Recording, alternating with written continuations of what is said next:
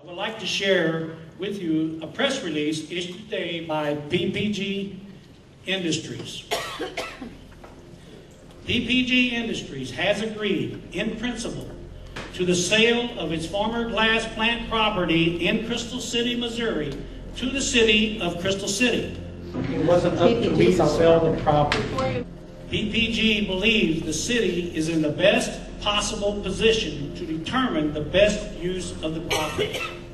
It was not up to Crystal City to sell the property. This will allow the city the most ongoing oversight and involvement in the redevelopment of the site. Property was sold by Pittsburgh Plate Glass Company. For nearly the past year, the city has been in negotiations regarding the development of this property. I was under the impression that they were selling it in conjunction with you being happy with whatever tenant moved in. But an agreement in principle has been reached with PPG for your city to acquire this property. The property was bought from PPG Industries. Now, number one, PPG Industries, they sold the property. You know, there was bidders on that property. The city is also in final negotiations with Wings Enterprise, a Missouri corporation, for its long-term lease of the property. The state states that the property currently meets MDR standards for restricted commercial or industrial use. You said, I don't remember when, but that the only thing it was approved for was industrial. And as limited by the DNR restrictions, must remain an industrial site to allow our city to continue to grow and prosper. Were you aware of the fact that they did restrict it? Oh, so you knew commercial was an option, okay. Section 15.1, eminent domain. Landlord, in this it says, the cooperation of the landlord shall include, if necessary, the exercise of the landlord's power of eminent domain to acquire any fee or lesser title to any properties within the city of Crystal City that the parties mutually agree are necessary to develop and construct the project. I believe in eminent domain for specific reasons: transportation, bridges. We are in negotiations, and that is a concern of mine. And if anybody knows me at all, I will not allow it just because. It is proposed that the rental payments on this lease will fully fund the purchase price of this property so that no public funds will be used or any debt incurred. If you sell the land for exactly how much you get, and in the $2.2 million is a wash, then every hour that the city attorneys have been protecting the city by doing these contracts, which I think is a good idea, by the way, those fees are being incurred by the city, which is in turn being paid for by the residents. Yes, sir. Okay. The total capital cost of this project will run about $1 billion as it's fully rolled out. Has the city contracted for an independent study by a company like Development Strategies that specializes in this type of research? Was there qualified independent business consultants hired to analyze Wings' business plan, lease, sale agreement, and/or all the contract documents? Go ahead. Was there an opportunity to answer questions? I'm not going to answer any questions, ma'am. I stated that earlier. We are in negotiations. My problem with this is I've heard a number of questions that I don't think have any connection with your negotiation, and you're just refusing to answer. But when we come here and ask questions, and, the only answer we get is we can't answer your questions. That's not much help. Do you agree with that?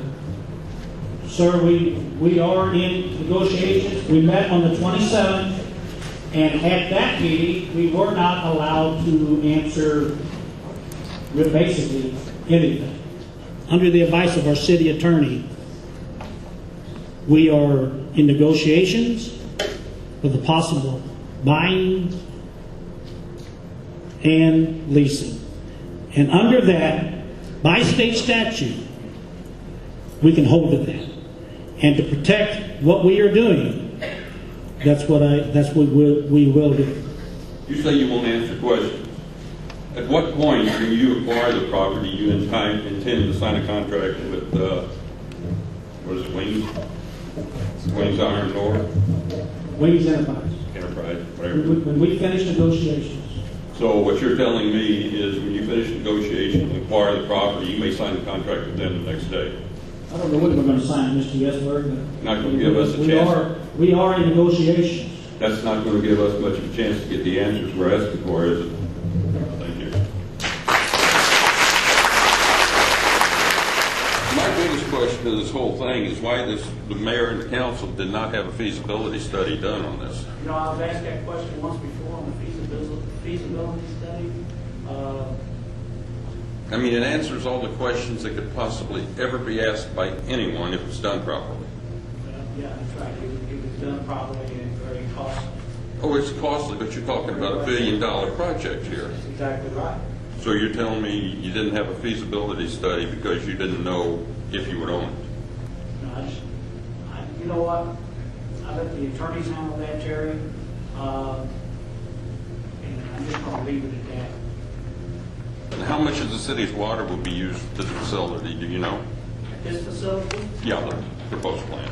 to my knowledge, we've been doing Okay. it. You know, How about how much of a discharge into the sewer plant on a monthly basis? Do you know? What am I going there? my knowledge in it. Okay. So if I asked you, could the plant currently handle it, you wouldn't know that either. Well, the response, well, Debbie, I'll paraphrase you, but basically it's that there is no project plan. There's a PowerPoint that you all saw, and it went away after the presentation. You never got a copy of it. We have provided the city officials with their playbook and all of our plans. I do not have a copy of any proposal. It's all PowerPoint, Terry. Okay. You should. It's all PowerPoint. You should have a copy. This is going to result in thousands of jobs. Everyone's just buying this because they see 1,000 jobs, or thousands. And he did say thousands. I said, tell me about those jobs.